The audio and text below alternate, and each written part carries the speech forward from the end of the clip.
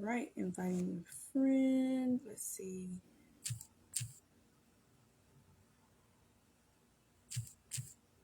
Invite.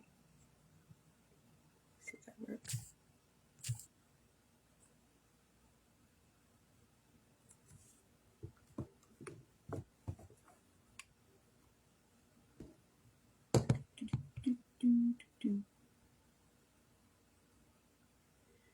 Thank you for your patience, everyone. I'm just trying to get the live stuff. Ah, there she go. There she go. All right. Invite. And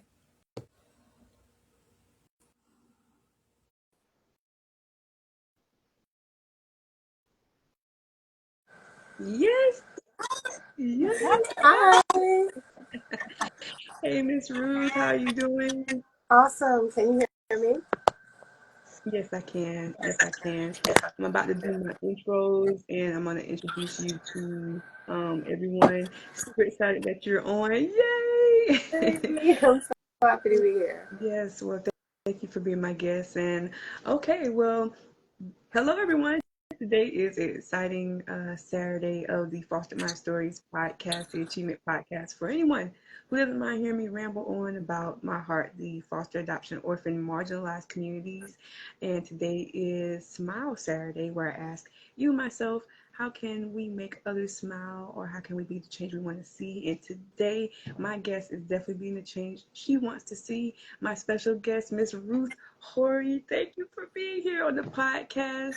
I'm super Hi. excited for y'all to get to know her. Miss Ruth, how are you doing today? I'm doing great. Thank you so much. I'm really excited to be here and just really grateful for the opportunity. Yes. Well, thank you so much for sharing me.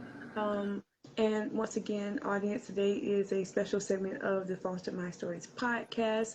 Miss Ruth Horry, I'm going to invite her to just share her testimony, and feel free to ask questions.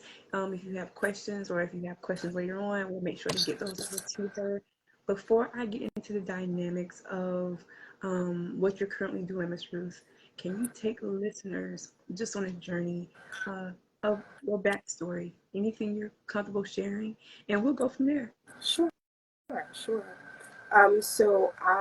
First of all, my name is Ruth Horry. I am the proud mother of three beautiful girls. My oldest will be 22 this year, in a couple weeks, actually. 17, and then I have a 7-year-old going on 70. And Oh, so, um, my my story is unique. I had a pretty how do I explain it? A pretty tumultuous upbringing. A lot of um, violence and abuse and mental health. Things that I recognize now, but at the time, just really confusing as a kid. So I didn't start off as a foster child. I was put into the system in and out, me, my brothers, and my sister, starting around 5. So it was like a back and forth thing, and then like my mother would get us back, and so we'd go from one state to the next. So I've lived in North Carolina, I've lived in Florida, and then finally making the transition back up to New York. At age 12, I ran away, and that started the pivot in my life. And so for most people, home is a safe space. And so for a lot of kids, it isn't. And so for me, I found that safe space in the system. And just looking back, um, what, 20, almost 22 years ago, and working within the system now and seeing all the changes, it's just really disheartening. And so I've just made it my mission to lift up the voices of the young people that are experiencing this. Also tap into what staff are experiencing, trying to support young people, but also recognizing that we're showing up with a lot of bias and trauma, and maybe not on purpose, but we are re-traumatizing our youth. And so that's my life's work, and a little bit about my background. yes. And Miss Ruth, thank you so much for just kind of sharing your backstory as it relates to. I know it's not an easy subject to talk about, but it is a necessary subject to heal from and in. just the reality of abuse. And you were just mentioning how so true, how the home is supposed to be a safe haven. For many kids it is, but unfortunately for a lot more it's not. And just to hear that, your refuge was to leave the home, so listeners, what Miss Ruth is referring to is what a lot of youth, especially that's getting to become teens, and especially in different dynamics of the marginalized, underserved communities, if the situation is not, really healthy or good, leaving home may be very well the best thing that can happen for them, whether that's finding refuge in a group home like Miss Ruth probably could share. And for others, it may be a foster home. It may be, unfortunately, couch surfing sometimes and often, especially for those aging out of the foster care system, if they don't have a positive support system, leaving or going through those changes, anything can happen. Miss Ruth, I have read your excerpt for. Oh, and by the way, shout out to Miss Becky DeWitt for just basically putting your name out there to just connect with. Yes, Thank yes. you, Thank Miss you so Becky much. DeWitt. Yes, for just telling me about Miss Ruth. Melissa, so if you're just not tuning in, listener, Miss Ruth Horry is my guest for today, dynamic leader, advocate for youth, and we're going to get into the dynamics of what she does. But she was just sharing about her testimony of how she grew up, how her situation wasn't really ideal. Unfortunately, she had to leave home because of abuse. And I was reading about your excerpt and the levels of abuse that took place. Could you share with the listeners what the, the name, the term that you said your mom had, as it relates to how that level of abuse played towards you and then moving through home? Yes. So I think mental health is really important. So before I like kind of dive into my experience, I kind of let the readers know what my mom was experiencing, and so that if they want to do a little research, I do give them the definition and kind of like what that looks like. Yeah. And so you can kind of understand what the atmosphere or the vibe was, for lack of a better word, in the home. And Yeah. so my mother had Munchausen syndrome and Munchausen by proxy. And so what that meant was a lot of harm and abuse placed on her kids to gain sympathy from others. And so that could be a range of things. That could be something really, really small, or that could be physically harming your child so that your child appears to be disabled. And so there was a lot of that going on in the home. And again, this was something where when I was growing up, this is the late 80s, early 90s, this information wasn't out there. We didn't have the internet, so I couldn't just like hop on and like figure out what was going on. I just knew that the things that she was saying was wrong with us weren't wrong with us. But we went from there to the doctors, and then, medication was given. And, for me, I just, wasn't having it, wasn't taking it, spitting it behind, the hamper and stuff like that. But then I watched my brother actually, unfortunately he was younger than me, and take them, and the effects of that. And so I say that to say that it could go from something really small to them actually physically harming the child, so that they can appear to have some type of sickness or ailment so that others will feel sympathy for them. And so that was our lives. So watching her, in her mind, have illnesses that weren't there. And so she would go from one doctor to the next as the doctors would kind of realize that there was nothing going on there. And so that is what led to the moving from one state to the next, because she ran out of options in terms of doctors. And so, yes, I do talk a little bit about the actual mental health piece, because that's a really big part of what and why I experienced what I did growing up. Yes. Yeah. And thank you for sharing that. So, Miss Ruth definitely is a leader, that she talked about that situation in her excerpt. She's also a co-author of The Faces of Foster Care, which is coming out Wednesday. Wednesday the 1st. Yes, it's I'm here already. Yes, I'm celebrating with her. So listeners, we're gonna, I'm gonna put some more information on the Facebook page about Faces of Foster Care. But Faces of Foster Care is an anthology by Miss Kay Kaiser and Cindy Ann Rogers, of a collection of testimonials from men and women like ourselves, and Miss Ruth and myself is included in that, where we're just testifying about our experiences as it relates to foster care. And what we're hoping is that these testimonies can reach others and really let others know that, hey, we hear you, we see you, and you're not alone.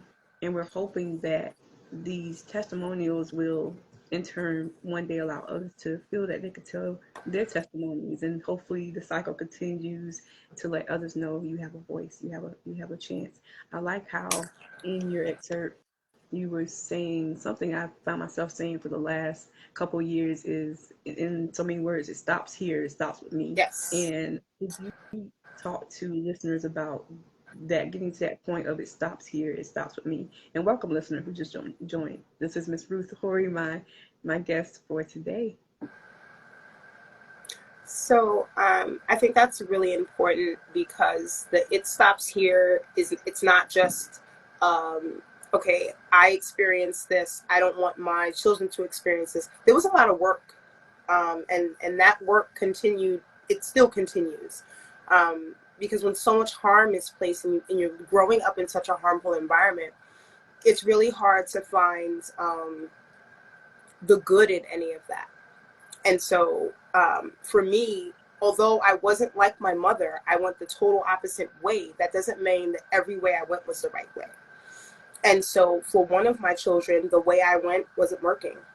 And so our struggle and our transformation is what led me to be able to have something to lend to the conversation. I had to go through therapy. I had to recognize that although I wasn't my mother, some of the behaviors that I was displaying was because of trauma. And that was affecting my kid. Even if it's being so scared that you don't want them to do anything because you don't want them to experience what you've experienced, or you don't discipline your children because you were disciplined so much that you can't find the happy medium. Yeah. And so I think for a lot of my generation, that is the issue, because the parents that we had, the boomer parents, there was a lot of struggles because they weren't given the tools that they needed. Mm-hmm. And so that trauma was therefore dumped on us. And so we're trying not to continue the cycle. Mm-hmm. My dog making an appearance. And so then, they in turn dumped it on us. And for us not to want to continue the cycle, we tried to just do what they didn't do, not realizing we had some work to do. Mm-hmm. There was some therapy. There were some conversations. There were some things I had to change about myself. And so before I started this mission of I'm going to speak up, I'm going to speak out, I had to do the work. Yeah. Yeah. And thank you for sharing that. Let me piggyback off of the reality of trauma and really not dealing with, just different things we've gone through. I'm so glad you are being transparent about your situation. I know for myself, anybody who knows me knows how I feel. I'm a huge advocate against remedial medication isolation, only because I went through it. But I see where we are now, like making the strides to be the changes we want to see. But I'm also in a place where I'm realizing, like, I want to be the best I can for whoever I'm serving, whether it's at the college with the college students, first generation students, whether it's what we do, our strides as authors and as leaders. I am in my own journey right now, as we speak, dealing with and facing a lot of those traumas that a lot of people don't like to talk about, because you're right. I know I've said myself, my mom may have been classified schizophrenic and in and out of mental facilities, but that's not me. And my whole thing was, I don't want to be associated with, oh, your mom was that way, you're going to be that way. Yes. And unfortunately, that's an unfair, thing to pair, but that tends to happen. And so, like you said, we can't really, be the change makers or be the changes we want to see until we come to terms with, what, let me face this stuff head on. It's not easy. a lot of times it may take us a year or two, or it's just the right setting or the right mindset. It's a shift in how we feel, our emotions. And so for me, myself as well, facing those things like, let me address this trauma right here. I'm taking Yeah. those strides now. And it is very helpful. And so what Ms. Ruth is saying as well, listeners, is um, what we're saying is you're not your situation. You may have come from your situation. Your parents may have been, your relatives or associations may have been in those situations. And just because they were, you may feel like, oh, well, I am too. It stops there. You don't have to stay in that. And so myself and Miss Ruth got to the point of it stops here. When you're ready to find that it stops here moment, that's what helps propel you and push you forward. To like, you know what? So it can stop here. I want to make sure that I'm doing what I can to, be the best that I could be for whoever I want to help. And I thank you, Ms. Ruth, for just that transparency. When we get into the subject of trauma, and then I know some leaders who dig further into like PTSD, and we also talk about aging out the foster care system. And then for your testimony of especially with the youth and stuff, that's a huge thing when you're trying to age out or even be placed in homes, and a lot of times running away, a lot of times that's like our form of dealing with, especially when we don't have or feel we have the right support system or anybody that can really meet us right where we are. Unfortunately, we have to find a way to break out of those areas, whether it is abuse, whether it's a toxic relationship or friendship, and the list goes on. But if we don't deal with those things, they very well can resurface, and I can testify that too for myself. They can resurface in adulthood, and so I'm so glad that you're just mentioning how we just want to be the changes we want to see. So listeners, if you're listening or watching the replay, once again, this is the Foster My Story season 21 episode featuring my special guest, Ms. Ruth Horry, who is a dynamic leader, basically touched on her past and as it relates to her mom. She said something significant about how really her trauma, her illness dealt with her, really putting on the facade of, okay, I really do have this going on, but unfortunately it caused more harm than it did good. She basically faked an illness to try to get the benefits of whatever that comes with that. And unfortunately for this younger brother, and for her, she has memories, but it had a traumatic effect because he was younger, he took the medicine. So we would love to, I guess, in some comments later on, or, in a replay, hear how you've been affected by something similar, and how did you and your family deal with it? How did you progress forward, hopefully in a productive way? All right, Ms. Ruth. So take us from, okay, you left your home, and you were basically out there. What was some defining moments for you? You left home, you basically went through that trauma. What was defining moments, and then what was the shift in those defining moments? So for me, I left home at 12, and I remember the day I left. I ran, and it was a lot of, to be honest, sleeping on train stations, in train stations, on trains, going back and forth. The A line was one of my favorites. It was like the longest. So it went from like the top of the Manhattan all the way to Brooklyn. And so that turned into me actually getting picked out of a crowd of runaways in Port Authority back in the early 2000s, because this was about 99 going into 2000. Runaway, it was a big thing in the city. There was an influx of people coming from other states who were my age, like young people who had nowhere to go, knowing that New York had the services to support them. And so I got picked out of a crowd. One thing led to the next. They could see that I was really, really young. And so I was pretty much arrested for being a runaway, because at that time I had like a PINS warrant that my mom had put out. And so that led to me actually going to jail. And for most people, that would be like the most devastating part. But for me, it was the pivot. It was the change. I had safety. I didn't have to sleep on the train. I got hot meals. And it didn't take long for the staff and the people within the organizations to realize, okay, why is she here? What is happening, and how can we get this child some help? And so also getting locked up, that was the moment when I found out I was pregnant with my first child. And so that was a lot. I had my daughter in Staten Island in a juvenile justice facility that's still here to this day.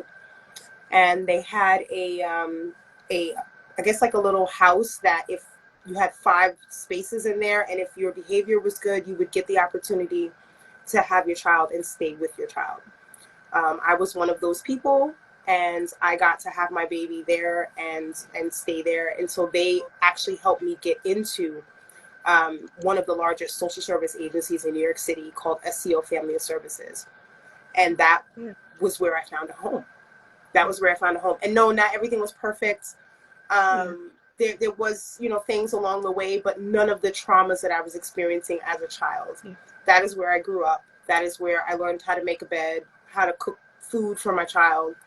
I went to school and was also, helped to the next part, like when you talk about the aging out process.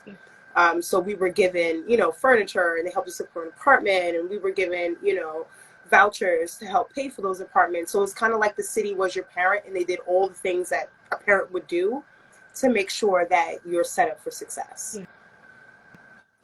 Thank you for diving into that. It's amazing how for you it was really a non-conventional way that you ended up getting your resources, because listeners, what happens is a lot of times, and as we know, everybody has different testimony. You run away, you're kind of end up getting lost in the streets, as many do, unfortunately. And then also when it comes to like group homes and just those types of placements, a lot of times you don't really find or get those services unless you've already kind of like been in the system and that was your next stop or your next step. But in other words, God had a plan, and you basically in a sense kind of left at the right time, even though it wasn't conventional, because you should have been with your parent when you was young, but your situation wasn't ideal, and so leaving for you ended up being, and that's just amazing in itself. That's a miracle in itself that you got picked up, but not picked up in the wrong way. I mean, I'm pretty sure you had your own stuff that happened, just testifying about where you were sleeping, but for the simple fact that eventually the right help found you and cared enough to meet you where you were, make sure you see what was going on with you, help you get the right resources, I think is amazing. And then to hear the excerpt in the book that's coming out this week, I detail some of those horrors that were going on at home. And so for a 12-year-old, it was like, I'd rather sleep on the street and risk getting whatever, as opposed to being tied to beds for 12 hours a day. There's a lot of things that, I detail about some of the things that we experienced. And so it just blows my mind. The other day, I just have to mention, the other day I was going out to grab sides, some corn and mashed potatoes for my kids. And I get out of my car, I go inside the diner, I get the stuff, I come back out, and there's a little boy that's standing outside, and he's asking for money. I asked him, he looks about 9 years old to me. I asked him, oh my God, how old are you? And where's your parents? And he said 12. And so long story short, I gave him some money. I begged him to please go home because he said his mom was at work. And, who knows what the situation is, but if mom is at work, hopefully she's, trying to make the money to bring home the things that you need. But when he said 12, I got into my car, and when I say I burst into tears, it was just uncontrollable, because I was looking at this tiny little child who's like almost half the size of my body, who's like 12, and imagining that is when I left. That is when I was on the street with grown people, with homeless people, with drug addicts, with gangs. I mean, this is the early 90s. The late 90s. So, I mean, in Jamaica, Queens, where I was growing up, gangs were prevalent. It was violence everywhere you turned. And so for that age, for me to be on my own, that's devastating. That is devastating. And so I just wanted, like, it's just really impactful. And just to see that these things are happening, and they're happening right in front of our faces. And so, yeah, I just wanted to mention that. It's just really powerful that to be that young and to not be protected, it's the change that we want to see. Yes. Thank you for sharing that real moment of how that took you back to the reality of what you came from and what I've come to realize for myself over the years. Not quickly, and of course, a lot of times we don't know when we're in these things, but as things start to make sense to us now, as we grow as adults, it's amazing to just really see the confirmation of the testimony of why you're the change leader you want to see today. You kind of had to go through those things, and listeners, we're not condoning like the violence and the bad stuff. We know those things do happen, but a lot of times to get to your purpose in life, God, like I like to say, God-given purpose in your life, a lot of times when we are in a position to heal and then grow to reflect, then we can realize that the things that we've been through wasn't as bad as they seem. Has been really a stirring for us to make changes for those things we want to see. And for you, Miss Ruth, it sounds like just looking at the little boy was just that reminder to you that that's where your heart is. You want to make those changes, and I feel we're on the same page, especially when it comes to underserved, foster, marginalized communities. You know, we see stuff every day, and we want to be the reform changers like Michelle Williams and like countless other leaders we know want to. We know the system is broken, and we're trying to find solutions to help in that brokenness. But a lot of times, just even caring enough to say, "Hey, little boy, I was where you are. Go home. Go get help." You took that time, and I'm pretty. I don't know. I don't know what his situation was, but he needed to see you at that point in time that day, and what we don't know what lasting effect, positive effect that made just by you taking the chance and the time to say, "Hey, go home." And I'm feeling it with you. Yeah. I probably would be broke down, devastated because it's real. It's still real. It's still prevalent. It's still everywhere we go. Unfortunately, I've seen the other side of it where I've discerned that there has been parents out there using their kids to do that, to go to get the money. And there has been times where, especially by Walmart, I'm not sure if you Walmart where you are, you'll see in rotation parents will have their kids out in the corner. They're like across the street, but they'll have the kids with the signs up. And of course, you see a parent, you see kids, you feel for them, you want to help them, but you also was like, man, is that hustle, And but anyway, I'm saying all that to say, at the end of the day, we do have to recognize that there's people out here crying for help, and we gotta be more attentive to like saying, hey, you know what? There's another route you could go besides doing it this way. So it sounds like you're doing that. Ms. Ruth, can you please tell listeners the name of the book that you were referring to that they can like look into and support you in? Listeners, please, Yes, please, please. yes. So my book, Pour the Tea, is on Amazon, and so it is Pour the Tea, Teen and Young Adult Edition. Yes. And so in this book, it's a step-by-step guide to help young people who are trying to navigate the system while they're healing from or dealing with trauma. And a little treat that I'm going to share live here. Yes. The journal is actually available now as well. And so there is a matching journal that you can get to go along with the book, because this is a lot of guided. And so I wanted to also have a space for those who like to free write and they need a little bit more space to do their own kind of thing. Mm-hmm. We do separate the journal into 3 parts. You walking into your healing, the sitting in it, and then you walking into your freedom. And so the journal is really cute.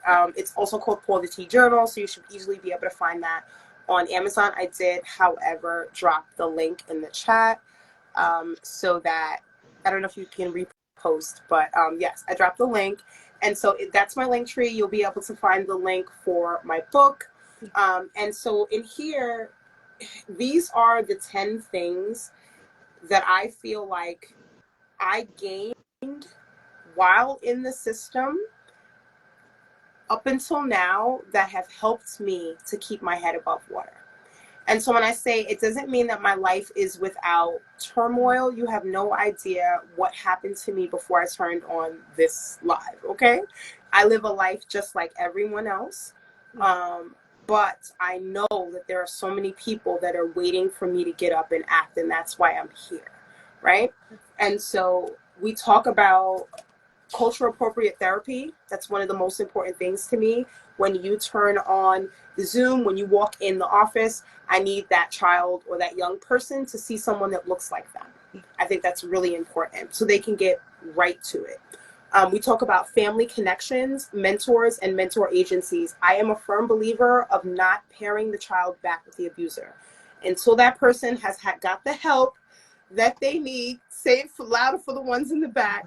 Stop pairing them with family. There are so many mentors. There are so many mentor agencies. There are so many people like me that would gladly mentor a child and help be there for that child in addition to the programs and services that they're receiving. And so I implore young people to search them out. So this is a book that teaches kids how to fish. I don't give them all the answers, but I give them the spaces to put the answers, and I show them how to get them. And so we talk about resources that are only available while in care. There are so many things that you can get funding for, that you can do and achieve while you're in care if you know about it. We talk about school and business. You can start a business, you can go to college. Those things are supported. We talk about self-care. It's not all about getting your nails and hair done. It's a lot about the internal work. And when we talk about that, we also talk about identity. That's something that I've been working on in the past year and a half. How you show up. It's really important for our young people. There's a lot of anger that is pent up inside of them, and they need a way to articulate themselves so that they are received and they are not shunned. And so we talk about that. Finding your comfort and confidence in discovering your spirituality. I cannot talk about this unless I mention why I'm here. And for me, that is God. For another child, it may be something else, but I want them to feel confident in whatever that is. If they are a Muslim and that is what they believe in, they should feel confident in that. If they are Jewish, if they're a Catholic, if they're a Christian, I just want to create that space where we can still talk about that in today's world. We also talk about housing and homemaking for those who are exposed to trauma. I talk about my to-go bag. Just this year, I unpacked the suitcase that I've been carrying for my entire life. My bag that I can grab just in case I have to run. And so having all these apartments but never quite unpacking everything, we talk about that. I also share pictures where I show them me throwing out all of the things that I was letting go.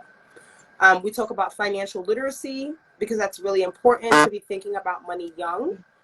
And I also show them that once I started thinking about those things, I started to achieve the things I wanted to do, like my first trip to Costa Rica this year. I share pictures. If I can do it, you can do it. And finally, the last chapter in the book is about parenting at a young age, because that may not be everyone's story, but it was mine. And so I talk generally to both parents, and then I have a section with resources just for our young men, and I have resources just for our young women.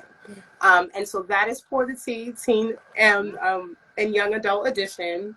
And this is, my heart is in this book. My heart. I also share pictures of us in the group home. I have videos on YouTube that you have QR codes for that are just for the young people so that I can tell them how much I love them. And yes. So yes, on the link, you can find the link to the workbook, the journal. I also have a inner community for those who want to take the next step in this advocacy and want to do more of this, the conversations. And it's called the Healed Mind Camp. And you can find us on Patreon. It's all in the same link that I put for Linktree. So you can find the book, you can find my inner community, the Healed Mind Camp.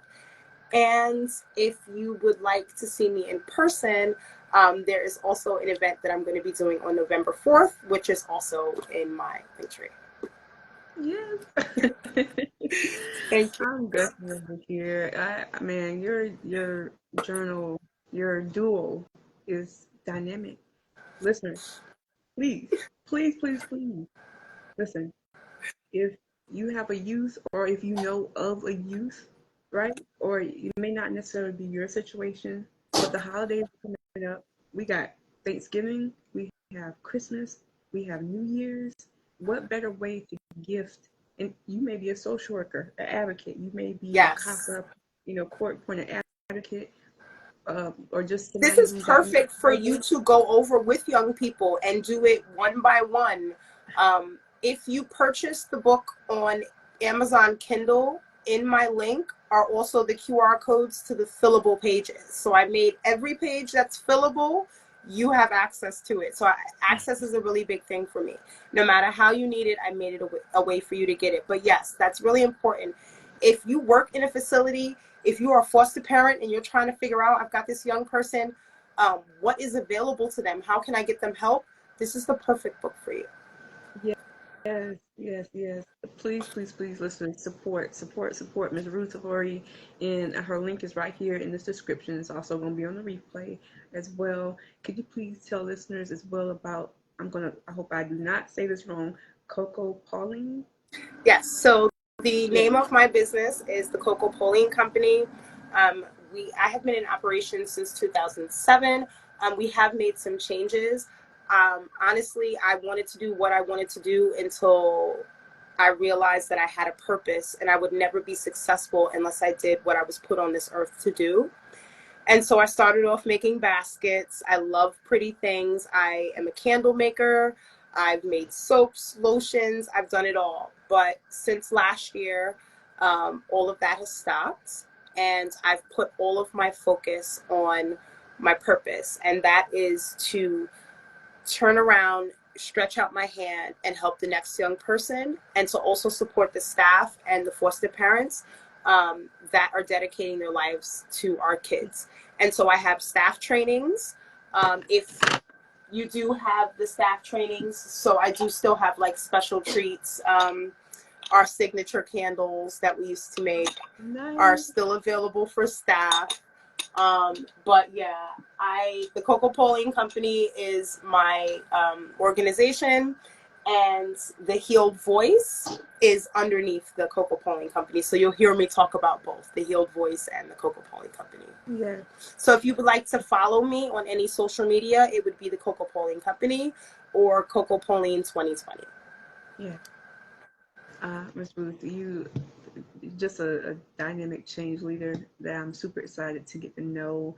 Also, it's an honor to also co-write with you on the Faces of Foster Care. Yes, and listeners, well, could you share with listeners your just how it felt writing the bit that you wrote? I read it, but could you share your experience with that? So I would say for readers, this would definitely be a treat. A lot of the things that I've shared in here aren't in any of my other books. I was put in a position where I had to talk about me and my story. And so there are a lot of things that this would be the first time they're coming out publicly.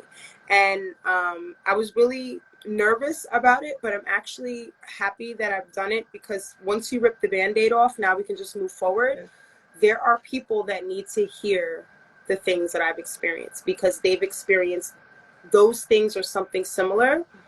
And I want them to see that the person that you see, this pretty makeup and all, that's the outside. What's most important is that I am shining from within, because I work every day on my healing, on my sanity, on my peace, and on my contribution to this world. Well, you have definitely been a huge light in so many dark places. Whether somebody told you that or not, you have and you are. And we are so thankful. I'm thankful, and I know the Faces of Foster Care is grateful to have you on board. And listeners, I hope you really have really just been able to just soak in her testimony today, and just want to know more about her. Please go to her social which is there in the link, and share this content. And if you're on the replay, feel free to ask questions or send questions or just connect with her directly on her links for socials and start that conversation. Hey, if you are also a survivor of abuse, strike up that conversation with her. We don't know where that would go, but is a form of healing, talking to someone who's been in your shoes. And so I'm so grateful that you're here. Before we go, you've shared so many golden nuggets already, but what would you like to leave with the listeners? What would you like to express or advise to them? Our silence to what is happening is deafening. Whether or not we acknowledge what's happening, it's getting worse. And we have a generation that has lost hope. And so one of the things that my grandfather always said is it's our job to make sure that hope exists for the next generation.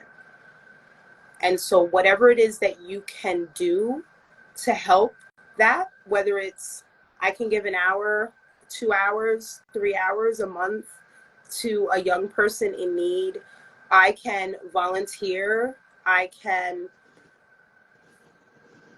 find a way to connect with a young person, and also lift up the voices of the staff and the foster parents that are underserved and not supported financially. There are so many ways that we can do that. That could be sharing their story. That could be reposting it on your page. It's not that you have to put so much money and effort, but imagine a world if everybody did one thing. And so that's what I'll leave with. Yes.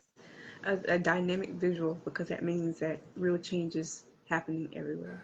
Ms. Ruth, thank you so much for just your testimony, your time, sharing your dynamic work. And listeners, please go support Pour the Tea journal and book out on Amazon right now. Go get it, go share it, go gift it to someone you know, youth, or maybe you yourself want to get it. Hey, I want to get it so I could do some of those activities in that book, because hey, it's going to help somebody else. And why not pour back into this dynamic leader who's doing so much for her community and being the change she wants to see. Listeners, thank you for taking your time here with me and my guest, Ms. Ruth Horry. And before we go, is there anything coming up that you want to share with the audience? Do you have any events that you're about to do? Any projects you're working on? Yes, so I have an in-person vending event and also a speaking engagement on November 4th. So any of those who are local to the New York area, I will also post that within my link tree. And look out for the Faces of Foster Care on November 1st so that you can hear not only my story, but the story of so many others. And it's not just foster youth, it's also foster parents and others that are involved. And so definitely check that out. Yes. Also grab your copy when they're available, November 1st. And yes, please go get the copy and listen to all of our testimonies, and especially Ms. Ruth. And you get to see the dynamics of everything we kind of hinted at here. You'll get to read it and then collaborate with her to see how, you could be a part of making the changes you also want to see. All right, Ms. Ruth, thank you so much for your time today. It's so valuable and so honored to just, be here with you. And listeners, as I like to always say, being fostered, adopted, orphaned, or underserved simply means you're gracefully chosen. Thank you so much for taking time to listen today and tune in. Take care. Ms. Ruth, have a great day.